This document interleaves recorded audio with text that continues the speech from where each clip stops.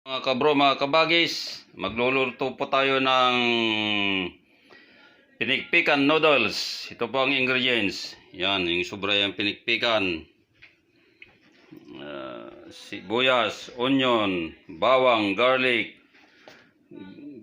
grated carrots, sayote, hindi po mawawala yan, sayote, celery, to slice ko po na yan, carrots, yan lang, simple po lang. Tapos ito, 5 tablespoon of soy, and then plus turmeric powder, isang kutsarita lang po. Yan po, simple. Samahan nyo po ako sa pagluluto.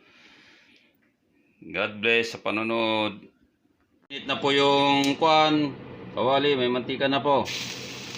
Garlic, onion, kasimple ha.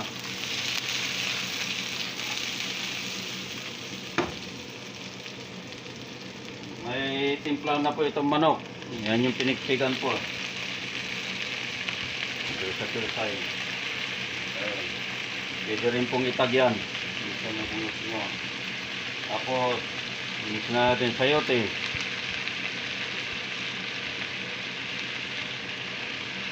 Celery. Yan. Yan ko na sa Baguio. Yan. Laging may sayote sa mines. Then carrots. Saglit lang po yan eh.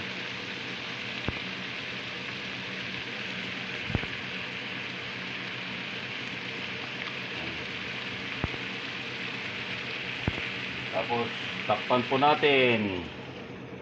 Mahuli po itong noodles. 2 minutes na microwave ko, nilagyan ko ng mainit na tubig.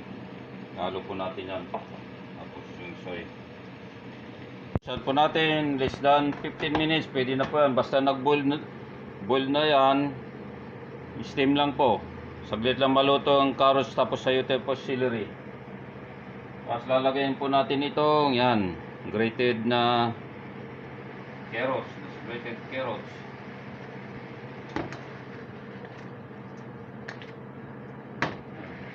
Lagay po na natin ito. Ito po yung soy sauce, tapos turmeric. Ito po yung soy sauce, turmeric ha. Yan, halo po natin para kulay. Yung noodles, halo po na natin. Pwede ka rin maggamit dyan sa Pilipinas, Mickey. Dito may mga Mickey rin dito, noodles. Inisto ko ito para mapulayan lang eh. Hanggang ganun o. Pula o.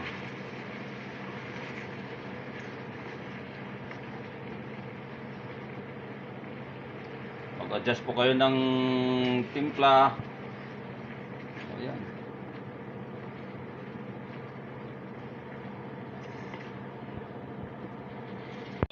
Okay na, tapos na rin, nagdadagdag po tayo ng ito ground pepper, konti lang po.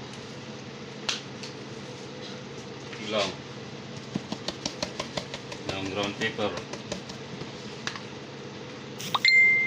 Tapos parsley leaves, konti lang po. Yan.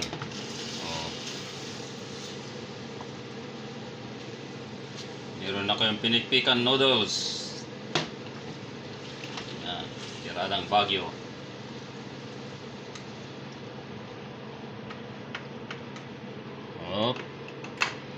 Pag nag-isa po kayo rito, 2 kutsara mantika po para mamantika yung mga niluluto po ninyo. Thank you for watching. God bless. Ito na po. Yan.